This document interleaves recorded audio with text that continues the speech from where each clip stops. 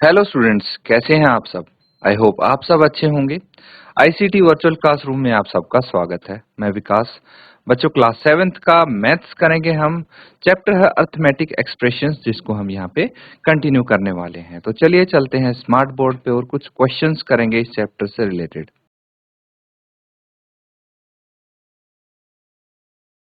तो ठीक है, टॉपिक आपने नोट कर लिया है। अब देखिए, हम यहाँ पे कुछ क्वेश्चंस करने वाले हैं। ठीक है, फिलहाल तक हमने टर्म्स चेंज करना सीखा है। टर्म्स चेंज करके एक्सप्रेशन पे क्या फर्क पड़ता है, ब्रैकेट्स रिमूव कैसे करते हैं, ठीक है, ब्रैकेट्स कहाँ पे लगाते हैं, ये सारी चीज हमने डिस्कस की है। अब आपको क्या करना है ये समझेंगे। Fill in the blanks with numbers and boxes by signs. ठीक है, ऐसे साइन लगाने हैं आपको बॉक्सेस में। ठीक है, और ब्लैंक्स ब्लैंक्स फिल करने हैं नंबर्स के साथ। आपको देखिए ब्लैंक दिए हुए हैं। ठीक है, पार्ट सी में आप देख पाएंगे ब्लैंक भी है, एक बॉक्स भी है। तो ब्लैंक में नंबर लिखने हैं, बॉक्सेस में साइन लिखने हैं, so that expression on both side are equal, ताकि दोनों तरफ की एक्सप्रेशंस इक्वल हो सके। ठीक है, अब मैं आपको थोड़ा ये समझाने की कोशिश करूंगा पहले, फिर हम इसको आगे प्रोसीड करेंगे। तो पार्ट ए देखिए, इसमें आपको दो पक्ष दिख रहे होंगे। लेफ्ट हैंड साइड है, इसमें क्या दिया गया है, 3 × 6 + 7। ठीक है, तो ये left hand side right hand side के इक्वल है। कैसे? अगर मैं इसको सॉल्व करूंगा, 3 × 6 + 7 कितना हो गया, 13, और 13 × 3 = 39। इसी का अगर मैं राइट हैंड साइड देखूंगा, राइट हैंड साइड क्या है, 3 × 6 + 3 × 7। ठीक है, तो ये एग्जाम्पल हमने किए थे इस टाइप के, उम्मीद है आपको याद होगा। 6 × 3 = 18 + 7 × 3 = 21, और ये आ गया 39। ठीक है, सेम है दोनों, लेफ्ट हैंड साइड और राइट हैंड साइड। तो ऐसे ही आपके सारे क्वेश्चंस में होना चाहिए। पार्ट बी देख लीजिए। पार्ट बी में आपको क्या दिया है, 8 + 3।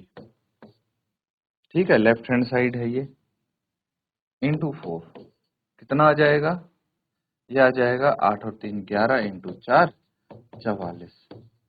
राइट हैंड साइड देखिए, 8 × 4 + 3 × 4। ठीक है, ये देखिए ब्रैकेट के बाहर जो 4 है, दोनों टर्म से मल्टीप्लाई हो गया। अगेन आंसर आपका सेम आएगा, 8 चौक 32 प्लस 4 तेरह 12, और ये आ गया 44। सेम है दोनों। तो इस तरह से आपको अब नेक्स्ट करके देखना है। ठीक है, तो लेफ्ट हैंड साइड में क्या आंसर आ रहा है, राइट हैंड साइड में क्या आना चाहिए, ये आपको चेक करना है। चलिए नोट करके इसको सॉल्व करें।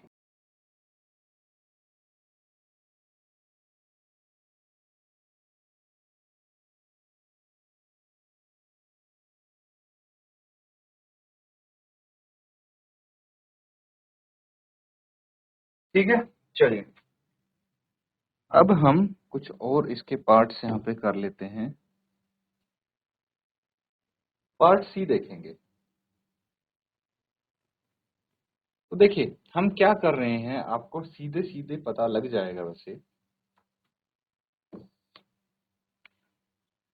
पार्ट सी देखिए, इसमें आपको दिया 3 × 5 + 8।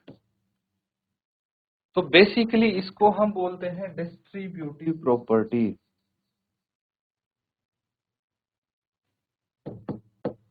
क्या बोलते हैं, डिस्ट्रीब्यूटिव प्रॉपर्टी।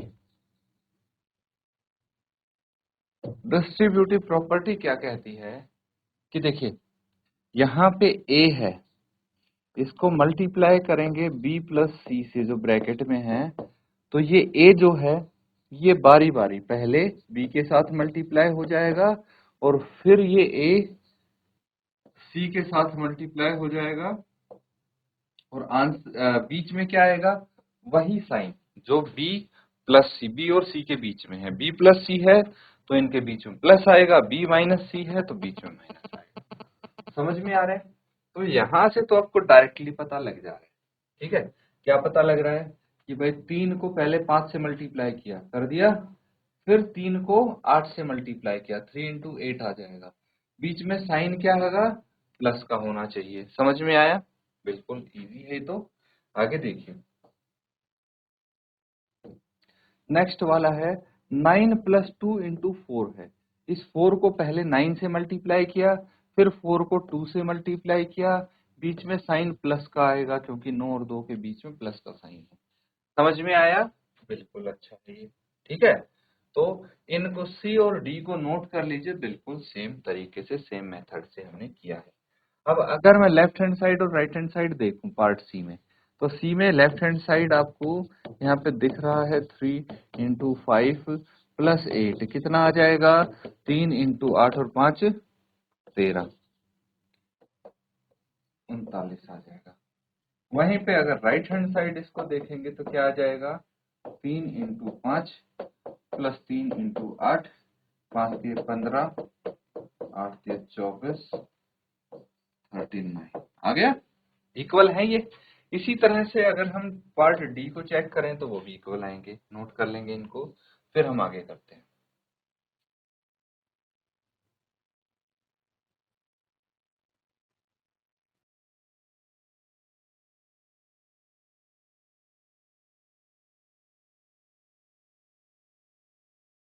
ठीक है, तो यहाँ पे डाटा थोड़ा आप कंप्लीट कर लेंगे नेक्स्ट वाले पार्ट में। देखिए, यहाँ पे भी कोई नंबर होना चाहिए, मतलब यहाँ पे भी कोई नंबर होगा। अगर मैं यहाँ पे लिख देता हूँ 3 इंटू 5, ठीक है, अब इसका आंसर आप इजीली लिख सकते हैं। कैसे, चेक करते हैं। देखिए, 3 इंटू यहाँ पे जो नंबर है पहले उसके साथ मल्टीप्लाई करके लिखेंगे, फिर बीच में प्लस है, और फिर आप लिखेंगे 3 इंटू 4। 3 को इसके साथ मल्टीप्लाई करेंगे बाद में, पहले इसके साथ करना था। तो यहाँ पे क्या था, 5 रहा होगा, तभी तो हमने ब्रैकेट में 5 + 4 लिखा है। ठीक है,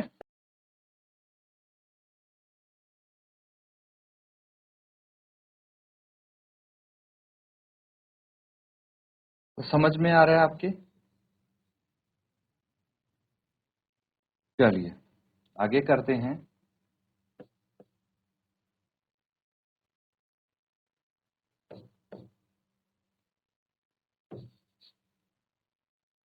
ठीक है, यहाँ पे आपका 5 था,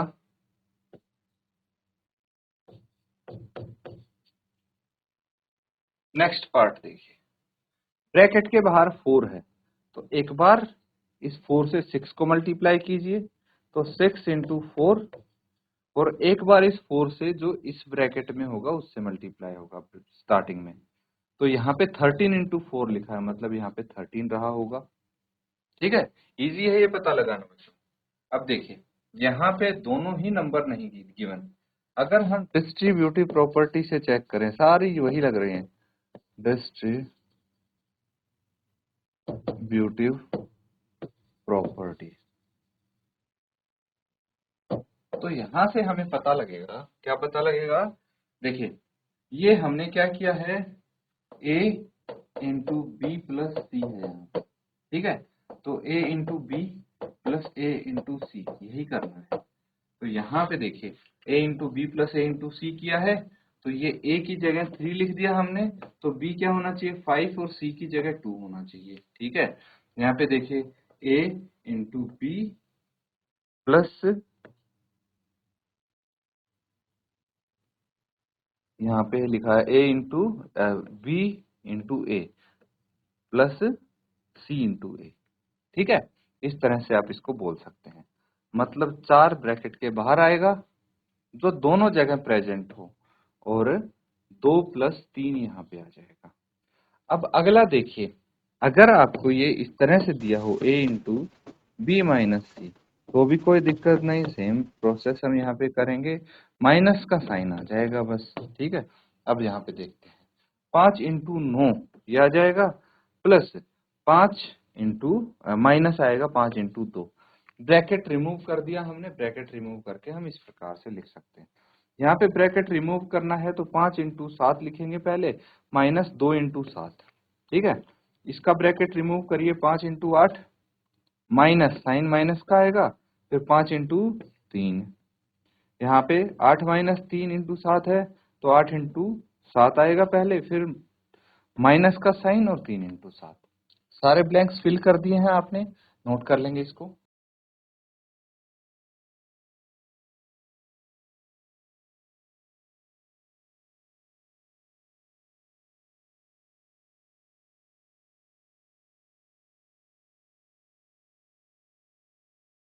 ठीक है बच्चों, नोट कर लिया है ये।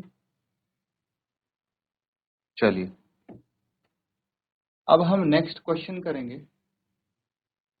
यहाँ पे आप देख पा रहे हैं in the boxes below fill smaller than, greater than or equal to after analyzing the expressions on left hand side and right hand side. Use reasoning and understanding of terms and brackets to figure out and note by evaluating the expressions. समझ में आ रहा है क्या बोला जा रहा है यहाँ पे? आपको इवेल्युएट नहीं करना है इन एक्सप्रेशंस को। इवेल्युएट मतलब सॉल्व नहीं करना है, आपको बस रीजनिंग का यूज करना है। ठीक है, रीजनिंग का मतलब ब्रैकेट रिमूव करके क्या फर्क पड़ता है, कितना फर्क पड़ेगा, क्या होता है क्या नहीं होता। चलिए चेक करके देखते हैं। पार्ट ए देखिए इसका। ठीक है, इसमें आपको लेफ्ट हैंड साइड क्या दिया है, 8 माइनस 3 इंटू 29। तो यहाँ पे अगर हम डिस्ट्रीब्यूटिव प्रॉपर्टी लगाएं, देखिए डिस्ट्रीब्यूटिव प्रॉपर्टी पता है अभी की थी हमने, डिस्ट्रीब्यूटिव प्रॉपर्टी। तो ये कहती है a into B minus C is equal to a into B minus a into C, यही होता है। तो ये इक्वल होंगे दोनों। अगर मैं इस पे डिस्ट्रीब्यूटिव प्रॉपर्टी लगाता हूं तो 8 इंटू 29 माइनस 3 इंटू 29। तो 29 को एक बार 8 से मल्टीप्लाई किया और उसमें से 29 को 3 से मल्टीप्लाई करके घटा दिया। ठीक है, राइट हैंड साइड में क्या बोला गया है, राइट हैंड साइड में भी आपको यहाँ पे देखिए चीजें थोड़ी ही बदल दी गई हैं। राइट हैंड साइड, ठीक है, यहाँ पे 3 माइनस 8 है इंटू 29 है, तो इसमें 3 इंटू 29 करेंगे माइनस 8 इंटू 29। तो बस आप ये एनालिसिस करके देखिए कि 29 को 8 से मल्टीप्लाई करने पे बड़ा नंबर आएगा या फिर 29 को 3 से मल्टीप्लाई करने पे। तो ऑफ कोर्स ये सबको पता है कि जितने बड़े नंबर से मल्टीप्लाई करेंगे आंसर उतना बड़ा आएगा। तो बड़े नंबर में से छोटा नंबर घटाने पे या फिर छोटे नंबर में से बड़े नंबर घटाने पे किस में बड़ा आंसर आएगा? ऑब्वियसली बड़े नंबर में से छोटा नंबर घटाने पे, यानी हमें जो लेफ्ट हैंड साइड है वो मिलेगा बड़ा और राइट हैंड साइड छोटा। कैसे पता लगा भाई? 3 इंटू 29 छोटा होगा बल्कि 8 इंटू 29 बड़ा होगा। समझ में आ रहा है? आगे देखिए, सेकंड है इसका अगला।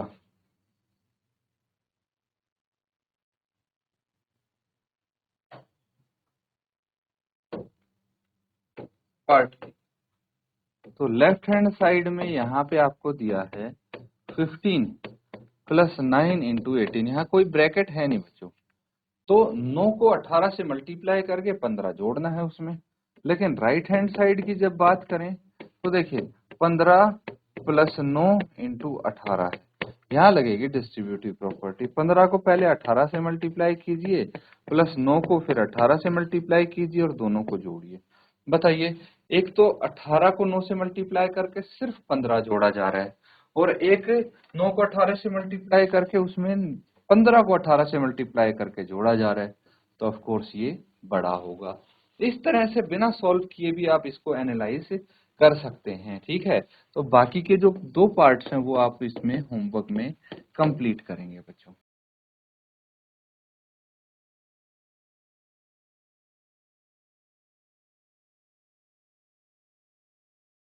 बच्चों यहाँ पे हमने जो क्वेश्चंस किए हैं उनको आप घर पे भी रिवाइज करें।